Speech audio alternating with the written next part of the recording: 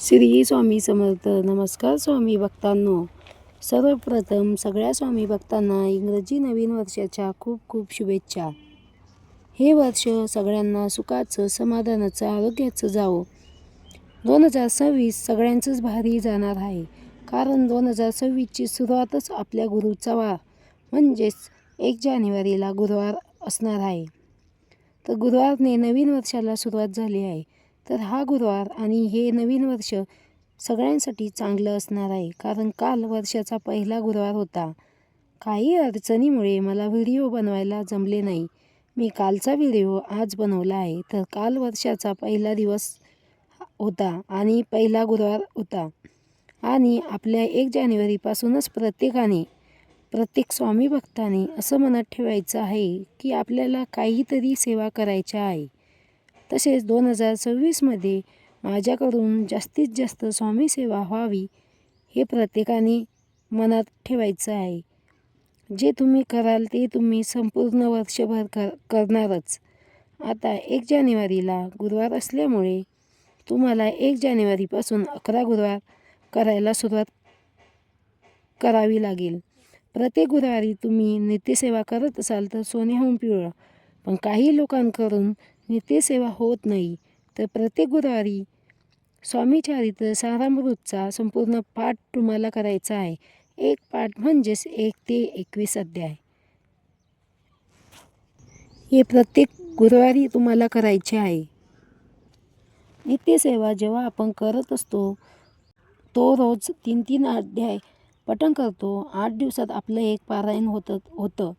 जर तुम्ही फक्त गुरुवारी एक पूर्ण पाठ केला आणि त्याचबरोबर 11 वेळा श्री स्वामी समर्थ मंत्र जप केला, पण नित्यसेवा जर तुम्ही करत असाल तरीसुद्धा गुरुवारी स्वामीचरित्र सारामृतचा एक पाठ तुम्ही आवर्जून करा. नित्यसेवा जरी तुम्ही करत नसाल तरी स्वामीचरित्र सारामृतचा दर गुरुवारी एक पाठ करायचा आहे.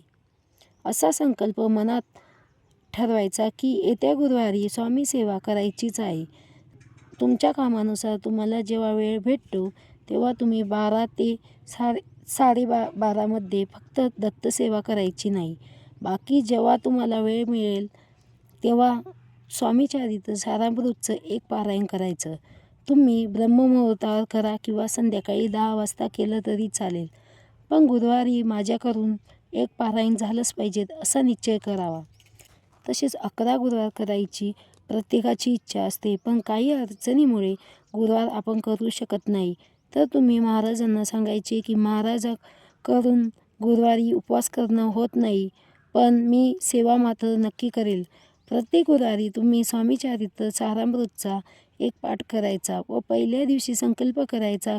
त्याचबरोबर 11 माळी श्री स्वामी समर्थ मंत्राच्या म्हणायच्या. 11 माळी झाल्याच पाहिजेत. तुम्ही सकाळी 1 माळ, दुपारी 5 माळी जप केला तरी चालेल. तुम्ही सेवा करताना हे महत्त्वाचं आहे. महाराजांना तुम्ही लागता, तुमची सेवा लागती, बाकी काहीच महाराजांना लागत नाही. आणि स्वामींना तुम्ही प्रिय आहे. तुम्ही जसं जमेल तसं तारक मंत्र 11 वेळा न चुकता करायचा आहे. ज्याचे स्वामीचरित्र सारामृतचे 11 गुरुवार चालू आहे त्यांनी हे केले नाही तरी चालेल. तसेच माझ्या महाराजांची सेवा ही माझ्याकडून झालीच पाहिजेत असा निश्चय मनात करावा. 2026 हे सूर्याचे वर्ष आहे. या 2026मध्ये सूर्याची उपासनासुद्धा महत्त्वाची आहे. त्याचबरोबर आपल्या गुरुची उपासनासुद्धा महत्त्वाची आहे. गुरुचरित्र ग्रंथामध्ये सांगितले आहे की जेव्हा देव आपल्यावर कोपतो तेव्हा गुरु आपल्याला टाळतो. पण गुरुचरित्र आपल्याकडनं सेवा करत नसेल तर देवही काही करू शकत नाही. जर तुम्हाला स्वामीचरित्र सारामृत ग्रंथ वाचताना अडचणी आल्या तर त्यावेळेस 10 अध्याय आधी वाचले आणि बाकीचे 11 अध्याय नंतर वाचले तर चालेल. परंतु एका बैठकीतच हे अध्याय वाचावे आणि सेवेसाठी योग्य वेळ असणं महत्त्वाचे आहे. जर तुम्ही स्वामीचरित्र पारायण करत असाल तर दुसऱ्याच्या घरचं खाऊ शकतात. तुमच्या घरात जे काही तुम्ही स्वयंपाकात करत असाल त्या सर्वांचा नैवेद्य तुम्हाला महाराजांना दाखवायचा आहे.